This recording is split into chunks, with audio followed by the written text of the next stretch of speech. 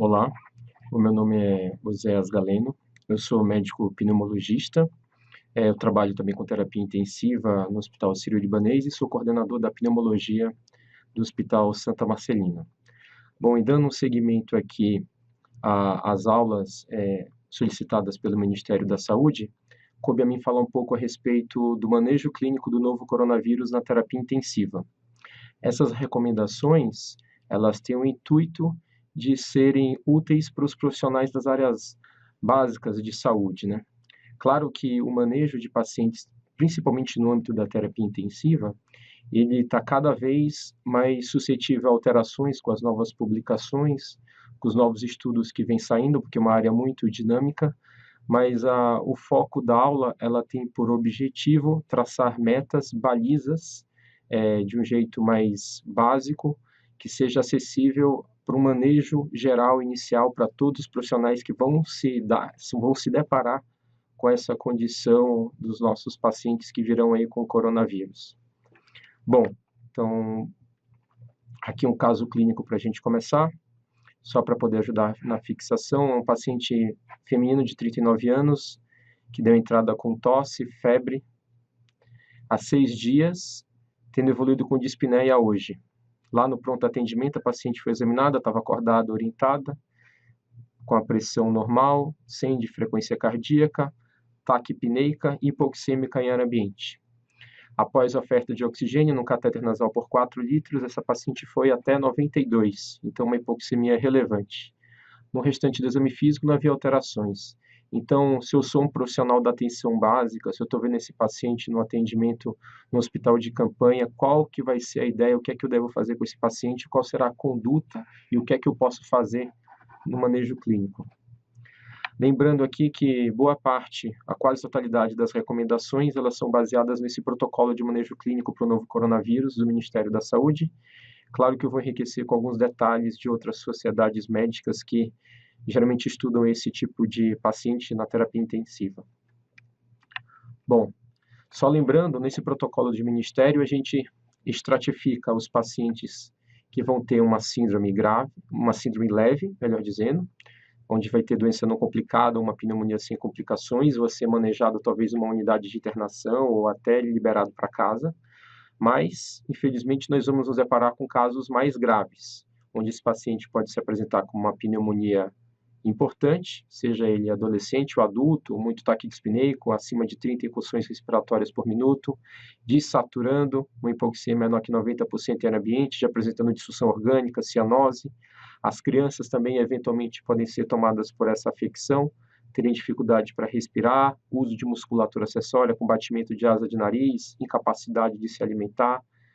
irritabilidade. E aqui nós temos as estratificações para ajudar nessa população pediátrica, como suspeitar de um caso de pneumonia pela sua frequência respiratória.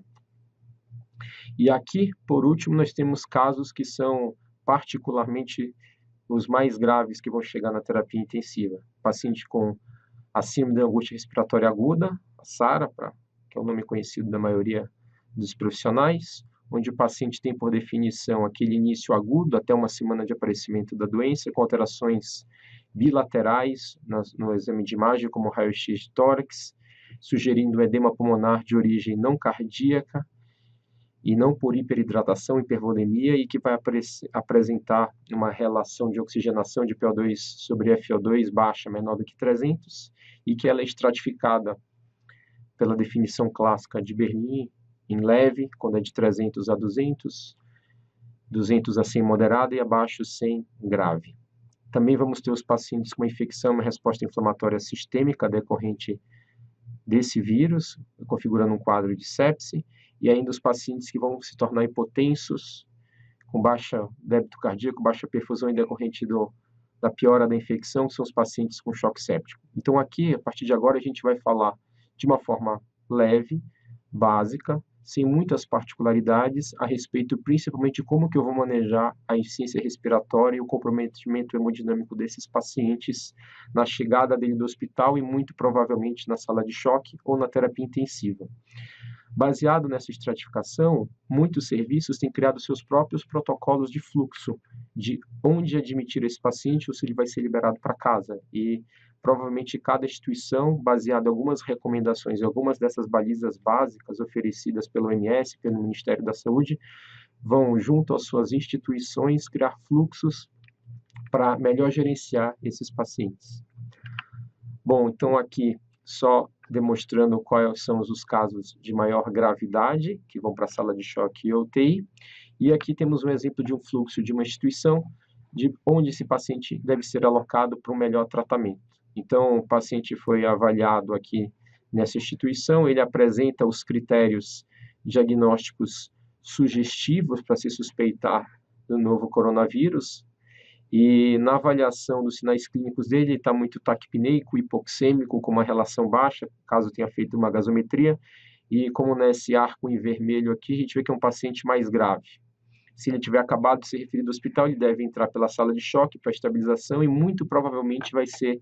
encaminhado para uma UTI, caso haja disponibilidade, ou para alguma sala de emergência que tenha capacidade de propiciar os recursos básicos e invasivos para suporte desse paciente. Então, a primeira coisa que a gente tem a fazer após alocar o paciente e equipe, como já foi falado em outras aulas, tá com a paramentação adequada, é se preocupar com o ambiente e com a equipe. Então, lembrando que, preferencialmente, esses pacientes devem ser admitidos, se houver disponibilidade, em leitos isolados, que tenham pressão negativa. A gente sabe que não é a realidade da maioria dos serviços pelo país, mas idealmente, se for disponível, é o melhor local para interná-los. Não esquecer também, de forma importante, dos equipamentos de proteção individual, porque o manejo desse paciente vai depender de uma integridade física da equipe médica. Então, a gente sabe pelos colegas da China e da Itália que grande parte dos profissionais de saúde, cerca de 20%, têm sido contaminados por essa afecção.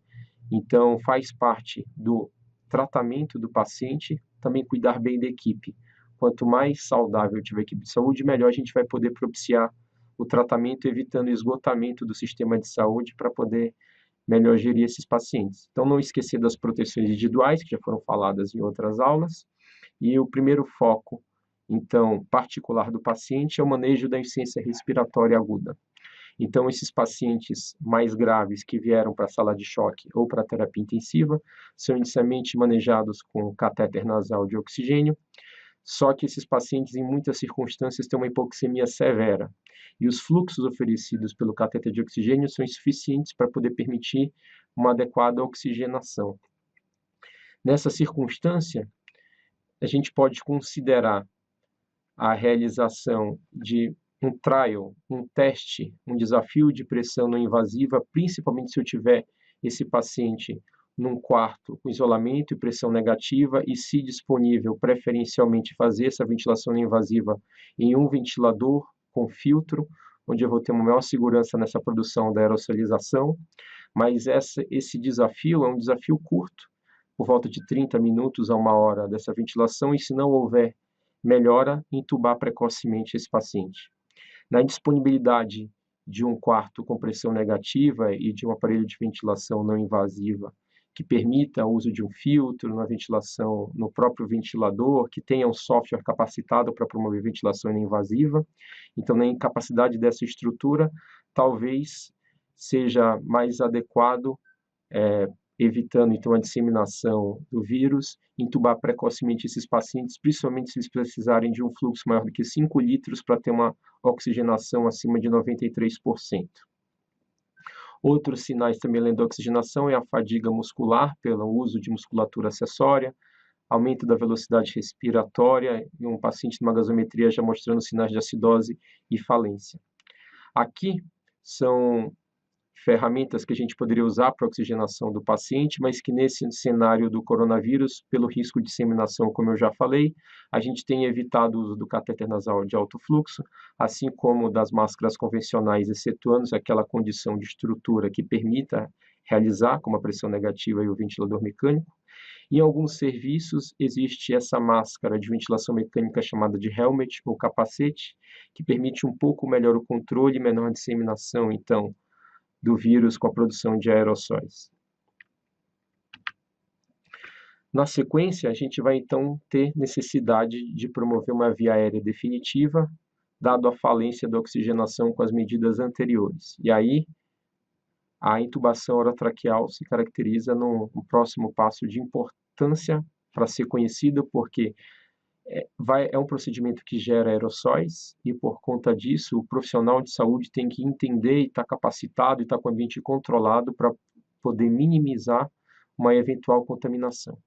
Então, ao decidir intubar um paciente, a gente tem que refletir inicialmente sobre os preditores de via aérea, considerando esse paciente idealmente um paciente com via aérea difícil, dado a necessidade de uma velocidade na execução do procedimento e preferencialmente uma única tentativa. Então, estabelecer um plano de ação com toda a equipe que irá participar e evitar equipes muito grandes, idealmente 2 ou 3 médicos, o médico responsável pela intubação, que deve ser o médico mais experiente em intubação do corpo clínico, não o médico necessariamente o plantonista responsável por aquele paciente, o enfermeiro que vai oferecer as medicações e o fisioterapeuta que vai ajudar na conexão da ventilação mecânica. De preferência, nos serviços que dispuserem de estrutura, utilizar a videolaringoscopia e ter à mão uma caixa de via difícil com todas as ferramentas que possam ser utilizadas caso haja uma dificuldade anatômica para a execução desse procedimento. Lembrar ainda de, no plano de ação, preparar acesso venoso com as soluções de cristalóide para expansão volêmica ou vasopressores, que após a intubação o paciente pode evoluir devido à pressão positiva com hipotensão, e essas medicações têm que estar prontas e à mão, principalmente porque isso vai evitar com que aconteça uma necessidade frequente de entrar e sair do quarto, protegendo de uma forma melhor a equipe, então. E para facilitar o procedimento, também diminuir a ocorrência de tosse por estímulo na intubação, o ideal é que seja optado pela sequência rápida de intubação, em que eu faço uma breve e básica chamada de atenção nesse slide. Então, lembrando de, na sequência rápida, pré-oxigenar o paciente, principalmente com máscara, com reinalante, evitando o uso de ambu, pois na hora de realizar as ventilações com bolsa, válvula e máscara, existe uma maior chance de aerosolização. Lembrar de usar o bloqueador neuromuscular na sequência rápida, seja succinilcolina ou rocurônio. Lembrar de outras drogas usadas na indução desse paciente, como fentanil, etomidato, lidocaína ou ketamina. Essas duas últimas drogas potencialmente envolvidas numa menor promoção de reflexo de tosse, mas ele deve ser intubado na sequência rápida usando as drogas que vocês têm maior habilidade. E de preferência, também, se houver disponibilidade, usar uma capnografia para checagem rápida. A ideia na programação do procedimento é executar da forma mais rápida e segura possível, evitando manipulação desnecessária do paciente, entra e sai do ambiente de intubação para pegar a medicação e, assim, menor dispersão dos aerossóis que serão gerados com o procedimento. Aqui a gente tem uma figura da Associação Brasileira de Medicina de Emergência, Abramed, baseada então em recomendações do Hospital Prince of Wales de Hong Kong, que alertando a respeito justamente dessas etapas que eu acabei de mencionar. Então, o profissional no ambiente, idealmente com pressão negativa se disponível, com a paramentação completa com a sua precaução de aerossóis, já que esse procedimento pode gerar a mobilização de aerossóis, então pensar no antes, proteger toda a equipe, higienizar as mãos, os EPIs completo, restringir o número de pessoas que vão participar do procedimento e, se possível, leito com pressão negativa. Preparar todas as medicações, avaliar os preditores da via aérea, usar sistemas fechados de aspiração pela fisioterapia se disponíveis e com filtro, assim como os conectores da bolsa válvula máscara se for utilizada, checar e rechecar com a equipe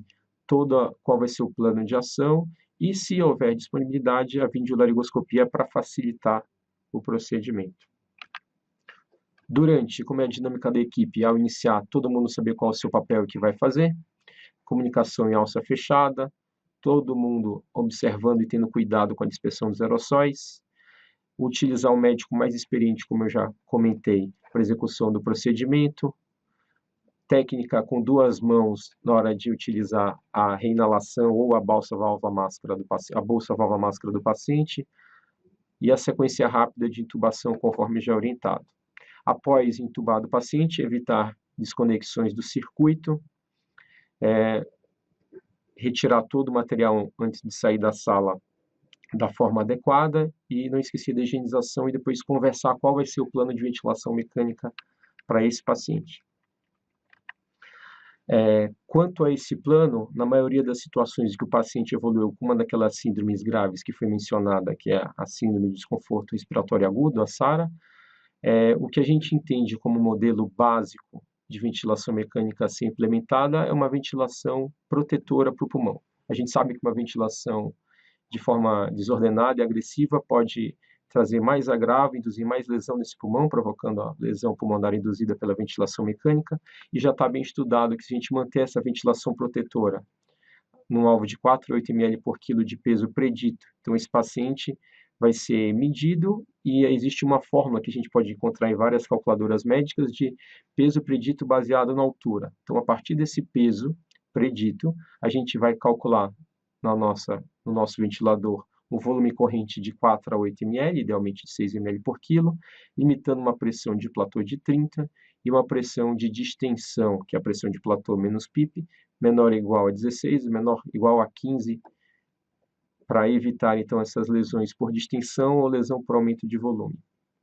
Qual a PIP que eu devo usar nessa minha ventilação mecânica? Ainda é algo de incerteza na literatura. Alguns países, algumas escolas médicas fazem de formas diferentes. A OMS e o Ministério da Saúde têm recomendado até então que essa PIP seja baseada na tabela de PIPs conforme o protocolo de ARDSNET, que é a mesma orientação da Organização Mundial de Saúde. Espaço para outras coisas, alvos empíricos, mini-titulações de PIP, isso são alvos de incerteza ainda na literatura. A frequência respiratória deve ser setada para manter uma pH-CO2 de 35 a 50, e aqui, novamente, se houver disponibilidade, o ideal é que tenha um ET-CO2, que vai ter uma relação com o CO2 arterial do paciente, também, mais uma vez, economizando as entradas recorrentes para a gasometria e correção da ventilação mecânica. Lembrar, como todas as outras causas de cima desconforto respiratório agudo, da estratégia conservadora de fluidos, evitando hiperidratação, que já é sabido que piora o prognóstico do paciente, e naqueles casos que forem refratários às medidas e à ventilação mecânica inicial, lembrar das outras propostas que, claro, vão ser realizadas geralmente em serviços de referência. Então, esses pacientes idealmente devem ser referenciados, manejados em serviços onde tem uma equipe, um time de ventilação mecânica com expertise para realizar isso. E aqui a gente tem disponível, em casos mais graves, onde o paciente tiver uma relação PO2 sobre FO2 menor que 150, já em ventilação protetora adequada, lançar a mão da ventilação prona. O uso de bloqueadores neuromusculares também nessas situações ainda é realizado por algumas equipes. Em caso de uma hipoxemia muito mais severa, como a PO2 sobre FO2 menor que 80 por 3 horas, ou menor do que 100 por 6 horas, considerar, mais uma vez, sempre apenas em serviços com expertise, oxigenação com membrana extracorpórea.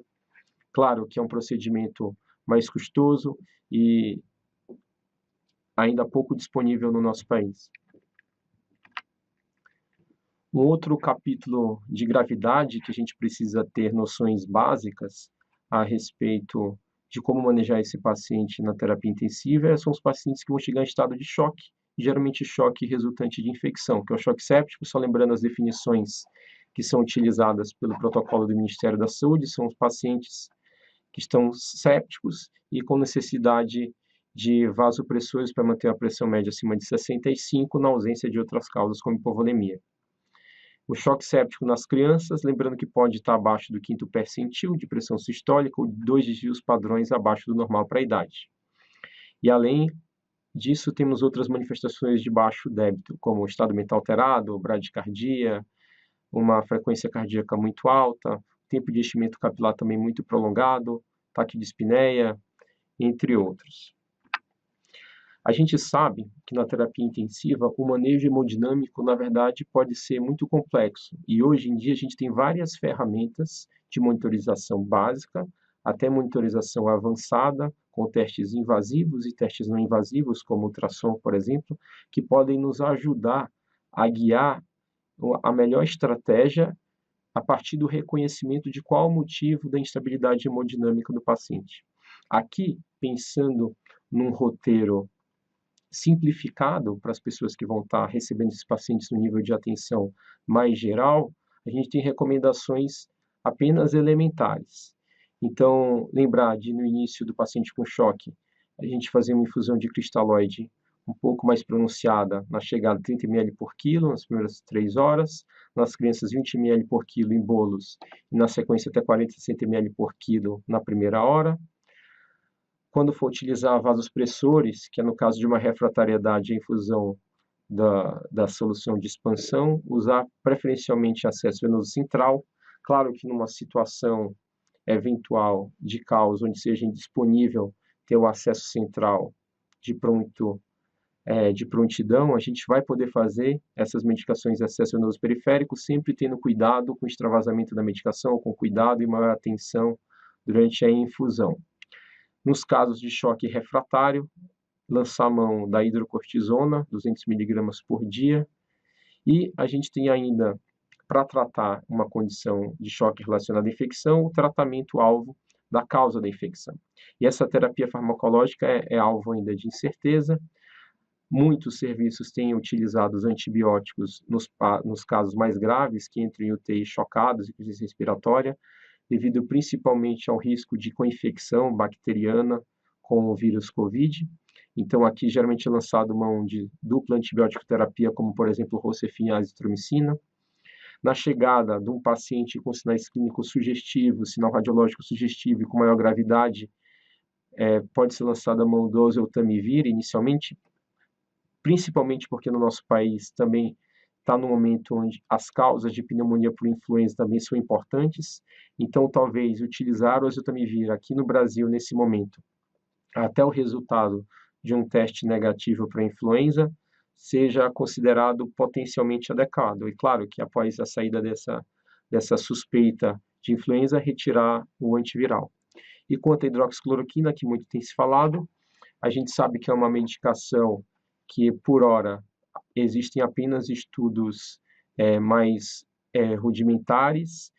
sem muitas revisões e com nível de evidência não muito robusto até então, sugerindo um potencial efeito de diminuição na replicação viral, mas que carece ainda de maior fomentação de estudos mais bem controlados para saber se ela vai ser uma opção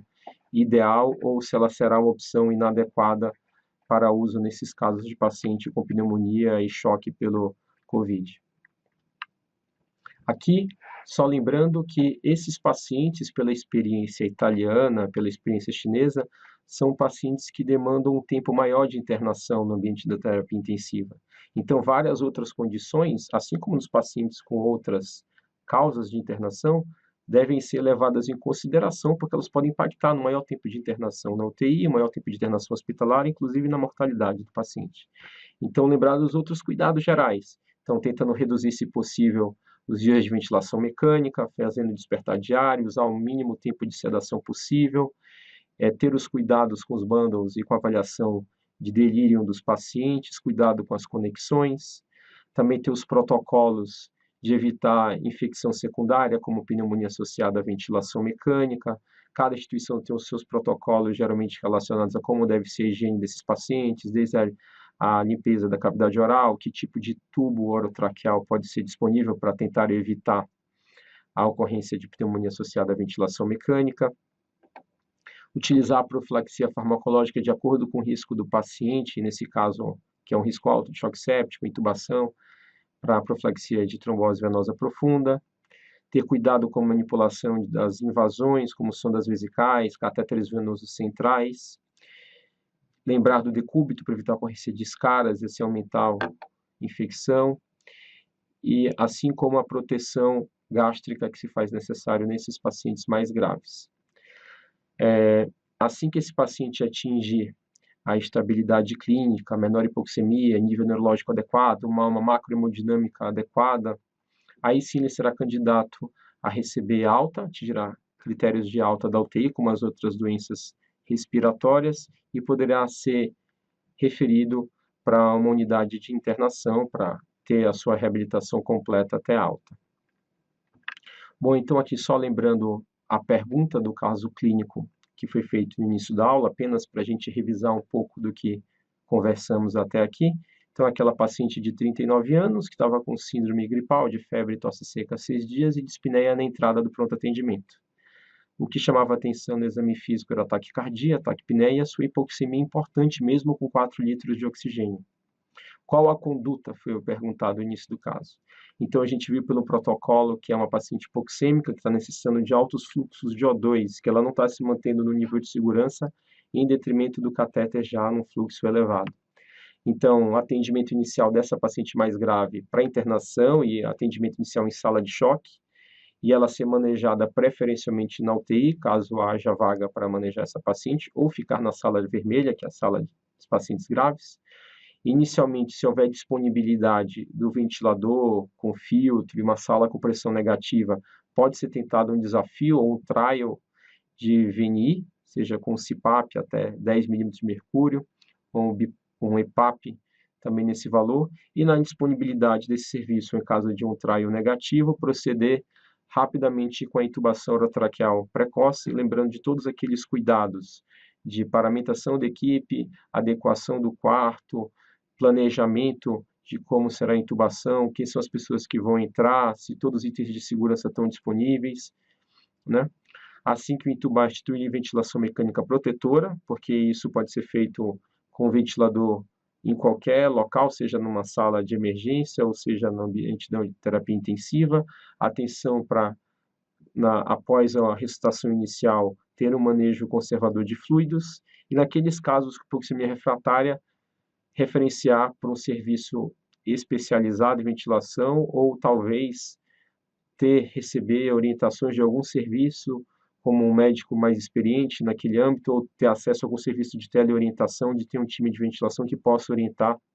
o que fazer se o nível onde está esse paciente, onde você está atendendo, não tem a estrutura nem expertise necessária. Lembrar de fazer as pesquisas para os agentes infecciosos, entre eles o COVID-19, considerar a antibiótico terapia nesses casos mais graves, e otimização hemodinâmica com ressuscitação volêmica com fluidos inicialmente e vasopressores, caso necessário. Lembrando aqui que esse apanhado foi apenas uma forma mais básica, direta, elementar, tem muitos mais itens e coisas específicas que não foram abordadas aqui, principalmente em relação à hemodinâmica, em relação às estratégias ventilatórias de resgate, no caso de uma hipoxemia ou uma hipercapnia refratária, mas o objetivo, como eu falei inicialmente, é apenas traçar balizas de uma forma assim mais elementar para que todos no primeiro atendimento tenham uma noção geral do que é possível fazer para estabilizar naquele primeiro dia esses pacientes que venham a ter a infelicidade de apresentar um quadro grave de insuficiência respiratória, um quadro grave hemodinâmica com necessidade de terapia intensiva.